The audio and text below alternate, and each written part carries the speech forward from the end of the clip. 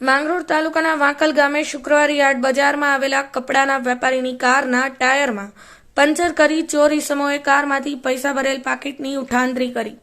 કારમાં પંચર પાડનાર ઈસમો સીસીટીવી કેમેરામાં કેદ થયા.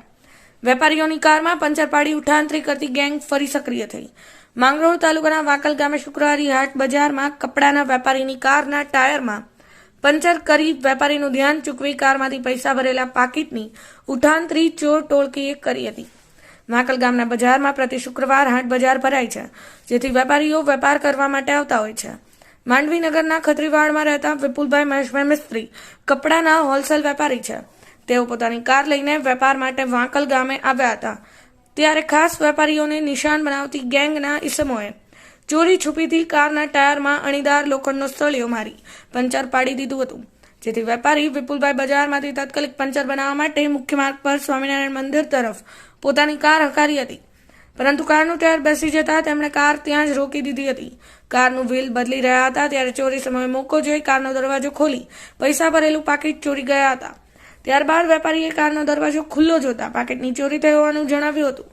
તેમણે આસપાસ ચોરી સમૂહને તપાસ કરી હતી, પરંતુ ચોર ઈસમો ભાગી છૂટ્યા હતા. વેપારીએ વાંકલ બજારમાં એક વેપારીની દુકાનમાં લાગેલ સીસીટીવી કેમેરા ચેક કરતા મોઢા પર માસ્ક બાંધી આવેલો એક ઈસમ ગાડી પાસે આવી ટાયરમાં પંચર કરી રહ્યો હોય તેવું નજરે પડી રહ્યું છે, જ્યારે બીજા ઈસમે રેંકી કરતો હોય તેવું જણાઈ રહ્યું છે.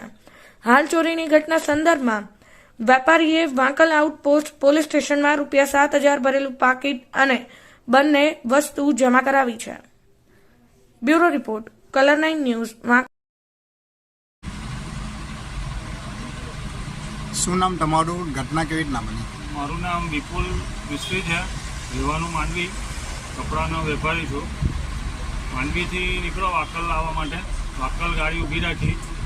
ત્યાર પછી આખી ઘટના સીસીટીવી કેમેરામાં કેદ થઈ.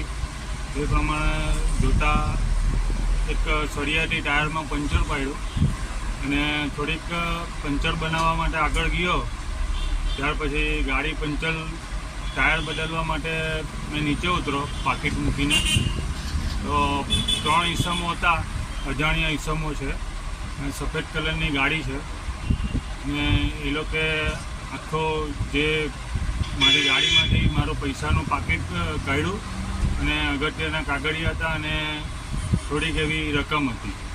આખી ઘટના ગ્રામજનોના સહયોગથી સીસીટીવી ફૂટેજ સહકાર આપીને ફૂટેજ બતાવ્યું ને ગામજનોનો હું આભાર માનું છું.